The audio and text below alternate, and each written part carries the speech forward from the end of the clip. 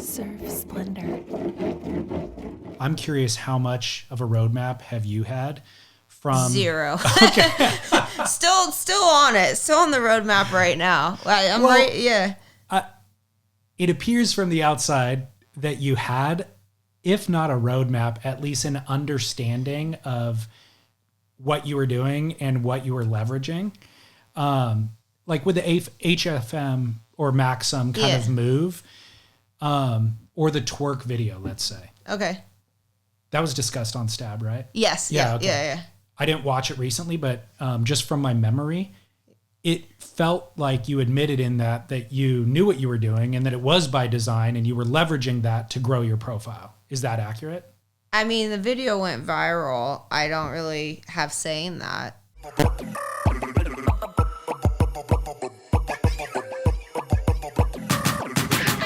Bubble butt, bubble bubble bubble butt, bubble butt, bubble bubble bubble butt, bubble butt, bubble bubble bubble butt. Turn around, stick it out, show the world you got it. Bubble butt, bubble bubble bubble butt, bubble butt, bubble bubble bubble butt, bubble butt, bubble bubble bubble butt. Turn around, stick it out, show the world you got it. Wine, go down, turn and flick it. A girl like me know for angle the wicked. 1 back, 2 ball, swing it like cricket. My locks like my ass, let me show you all my wicked. Baby, make my tell you about that body. But who filmed it? There was a filmer on the beach that filmed it. But was it set up? Did you set up the filming of it, or was it a rando? It was a little bit of both. Okay. But the thing is like, this is what you can't, no matter what people film or how things are put out. And that's the thing. I have people filming me all the time on the beach, right? It doesn't mean things go viral. You have no control over that. Right. So for me, like, I've had even videos prior to that, like, people film me and like things go like kind of viral, but not like to that extent, right? Let's just call it. So like, yeah, did I do it? No, I don't have control over that kind of stuff. Like, I don't. Like, I wish I did. I would do viral videos every day and I would be like, whatever, but like, you don't really have control over those certain things. Were you surprised that one got as much engagement as it did?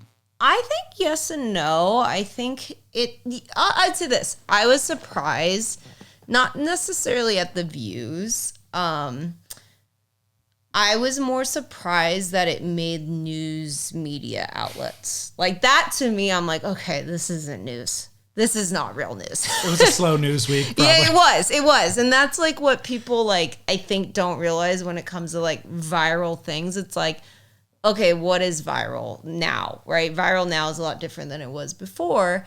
And like, yeah, that week I think was a slow week and it got put on a lot of like big, like, it was like international like news. Like, people were posting it or talking about it on like news in France and in England and in Ireland and all, like, Australia and all, like, so that's the part, more than the views and like the actual view counter of like, oh, it got X amount of views. It was a viral news piece, which like that surprised me.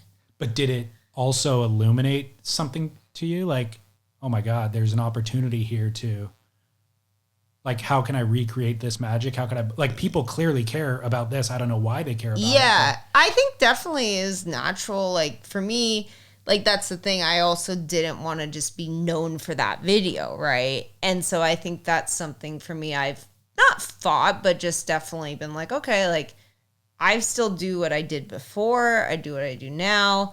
Like, that video, yeah, I got eyeballs, but it's not like, and I tell this to a lot of people who are on the internet that go viral, right?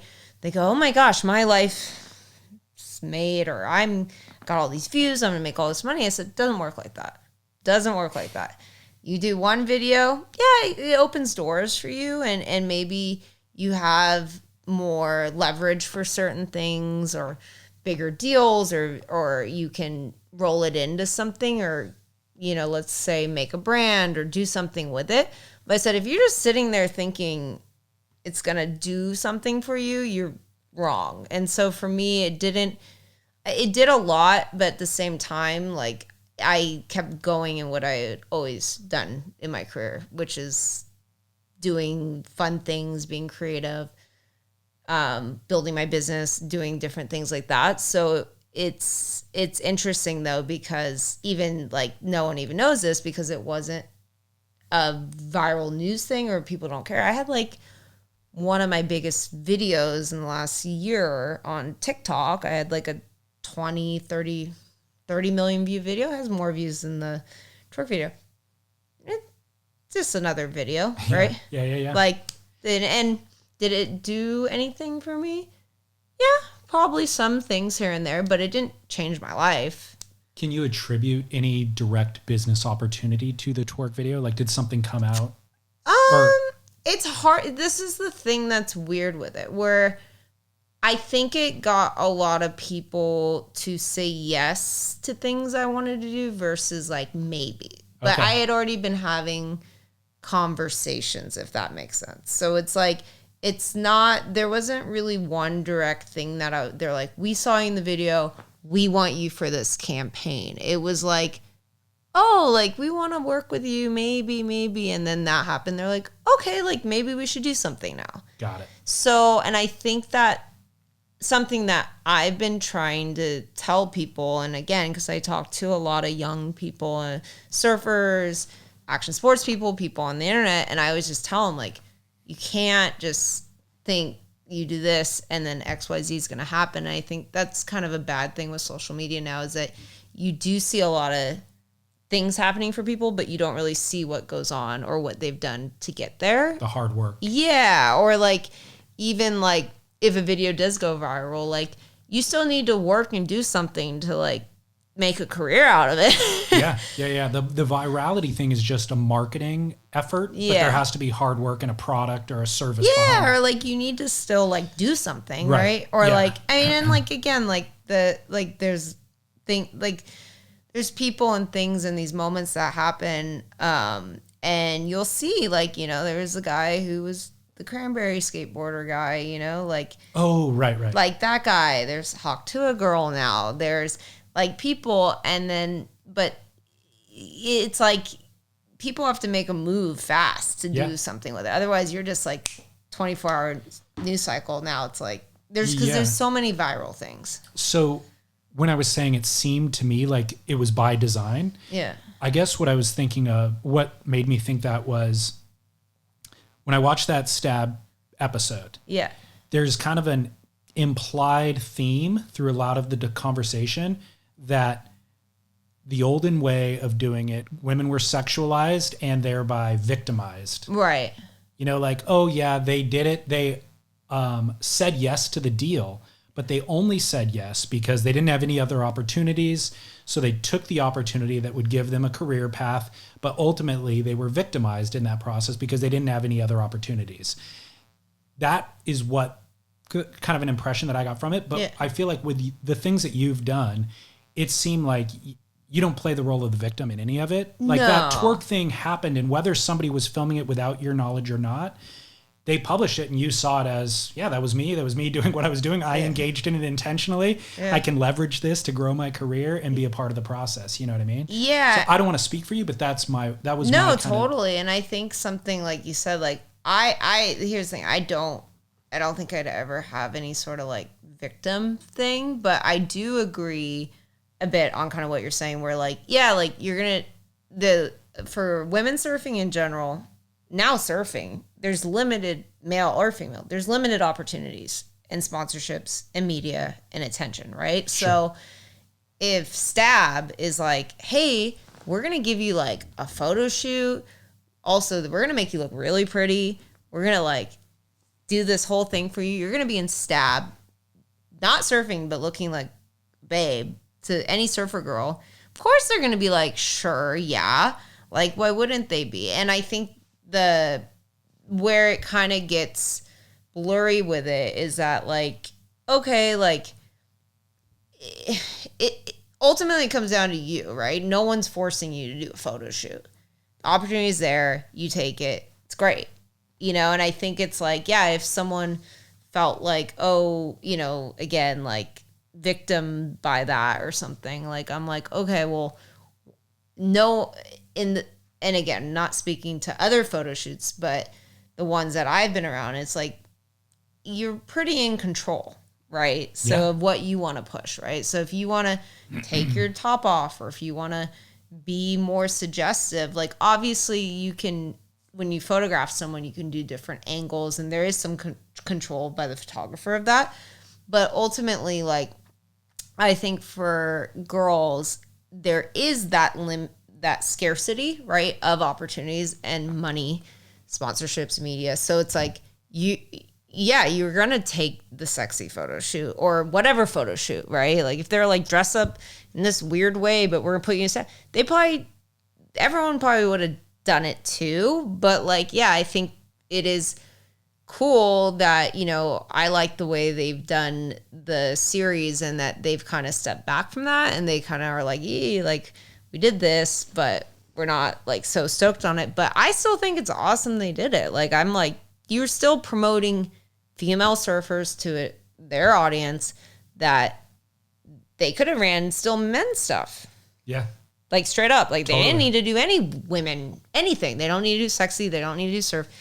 So I think it's great. And that's what something like for me, at least with the sexualization of surfing, I'm like, as long as they're having girls do involved, great. And then, yeah, if it is sexy or not, like that's up to the girl or up to whatever who wants to do that or not. And I think it's like, that is kind of like the freedom of choice, right? Totally. So, yeah. It's interesting. The other theme from that episode that I remember was an idea that things are so much different now. And I think that there is more opportunity. There's different avenues to make a living as a professional female surfer now. Obviously, you don't have to strictly sexualize the image. Yeah. But my other perspective on it was things are way more sexualized now. Oh my gosh, yeah. You know what I mean? It's almost like... So like that's something too for myself. Like I wasn't on the internet in a bikini until I was in my 20s. So, you know, it is, and that's something that, again, for the younger generation that are like 12, 13, 14, 15, 17, 18, that's a different storyline than someone in their 20s, 30s, 40s being in a bikini, sexualizing themselves. If you're underage and still not an adult, that is it. That is definitely weird. But I think, totally way more sexualized now, just in general, the internet. Like, I remember for myself, when I first got on Instagram in 2012, 2013, me posting a selfie of myself, of my face, maybe in a bikini, maybe in clothing. People were like, that is so weird. You're posting your face on the internet. Instagram's for food and sunsets. Interesting. And I was like, I'm just I'm just going to post pictures of myself. Maybe I was a narcissist. I don't know. But I was like, I don't know. Like, I'm just sharing pictures of my life. Like, I'm not really thinking much of it. And that was a weird social thing of putting your face on the internet for strangers to look at, which I got. It was always not weird to me because my initial use of Instagram was to use it as like almost like a black book of connecting with people over the world and friends and staying in touch, which is what most people use it for now, right? Which I love Instagram for that. I love Instagram because it's literally, for me, if anything, I'm like, Instagram has changed my life for the better because one, it's brought me business opportunities, different things, but also the people I've met and the people I can stay in touch with that, like, you know, back in the day, you would write someone's phone number in your phone or like have an actual physical book or phone book or whatever. But now it's like I can stay in touch with everyone from all over the world, feel involved with what they're doing and where they're at and meet up with people or make plans. But yeah, now going back to the sexualization though of the internet, social media, sports, everyone, it's not just in sports surfing. It's, you know, every woman, it's way more common to post pictures yourself on the internet and also like in a bikini, just in general. So people, again, if people are saying, oh, this is like a sexy pic, people are only going to go sexier. Yeah. to get more views. Well, and that was the point of the Stab episode, which they did a very good job of communicating effectively, was there was gatekeepers in the surf world, which were a few magazines and a few brands. And so your only opportunity as a female, personality the main opportunity was sexualization. Yeah. So they were holding the keys and they were only giving you access through that entry.